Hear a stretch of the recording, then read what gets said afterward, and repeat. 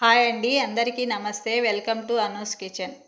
ఈరోజు ఈ వీడియోలో ప్రోటీన్ శాతం అధికంగా ఉండి ముఖ్యంగా గుండెకి ఎంతో మేలు చేస్తూ బ్లడ్ షుగర్ లెవెల్స్ని తగ్గించి డైజెషన్ని పెంచే జొన్నలతో దోశలు ఎలా చేసుకోవాలో చూద్దాం. వెయిట్ లాస్ అవ్వాలనుకున్న వాళ్ళకు ఈ జొన్న దోశలు చాలా బాగా ఉపయోగపడతాయండి. ఇప్పుడు జొన్న దోశల కోసం దోశపిండి ఎలా ప్రిపేర్ చేసుకోవాలో చూద్దాం. ఒక గిన్నెలోకి 2 కప్పులు జొన్నలు, 1/2 కప్పు బియ్యం తీసుకొని వాటర్ వేసుకొని 3 సార్లు బాగా కడుక్కోవాలి.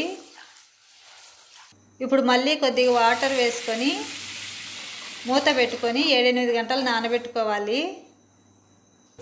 జొన్నలు ఇలా 7-8 గంటలు నానబెట్టుకున్న తర్వాత మళ్ళీ ఒకసారి కడుక్కొని వాటర్ తీసేసుకోవాలి. ఇప్పుడు జొన్నలను మిక్సీ జార్లోకి వేసుకొని కొద్దిగా వాటర్ వేసుకొని ఇలా మెత్తగా గ్రైండ్ చేసుకొని ఒక గిన్నెలోకి వేసుకోవాలి.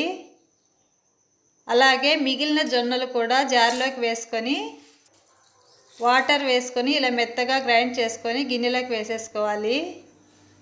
మెత్తగా గ్రైండ్ చేసుకుంటే దోశలు పలుచగా క్రిస్పీగా పెనంకి అంటుకోకుండా నీట్గా వస్తాయి. దోశపిండి అంతా ఒక గిన్నెలోకి వేసుకున్న తర్వాత 2 నిమిషాలు ఇలా అంతా కలిసేటట్టు బాగా కలుపుకొని మూత పెట్టుకొని రాత్రంతా పక్కన పెట్టుకోవాలి. మరుసటి రోజు ఉదయం కల్లా పిండి ఇలా బాగా పులిసి పొంగుతుంది.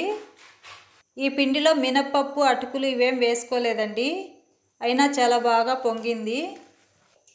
ఇప్పుడు కొద్దిగా వాటర్ వేసుకొని కలుపుకొని రుచికి సరిపడా ఉప్పు, కొద్దిగా వంట సోడా వేసుకొని మళ్ళీ ఒకసారి ఇలా మనం రోజు దోశపిండి ఎలా కలుపుకుంటామో అలా కలుపుకోవాలి.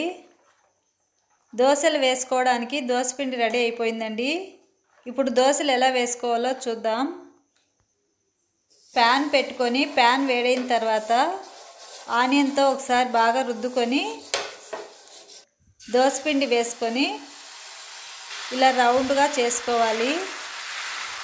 ఇప్పుడు పైన కొద్దిగా నెయ్యి వేసుకొని, నెయ్యి లేని వాళ్ళు ఆయిల్ అయినా వేసుకోవచ్చు. ఇలా 1 నిమిషం కాలిన తర్వాత తీసేసుకొని ప్లేట్లోకి పెట్టుకోవాలి. అలాగే మిగిలిన దోశలు కూడా వేసుకొని ఇలా రెడ్గా కాలిన తర్వాత తీసేసుకొని ప్లేట్లోకి పెట్టుకోవాలి. ఈ దోశలు పల్లీ పచ్చడి, కొబ్బరి పచ్చడి, కారంతో తింటే చాలా బాగుంటాయి. మీరు కూడా ఒకసారి ట్రై చేయండి, కమ్మగా ఉంటాయి, మళ్ళీ మళ్ళీ తినాలనిపిస్తుంది. మా పిల్లలకైతే ఈ దోశలు చాలా బాగా నచ్చినాయండి.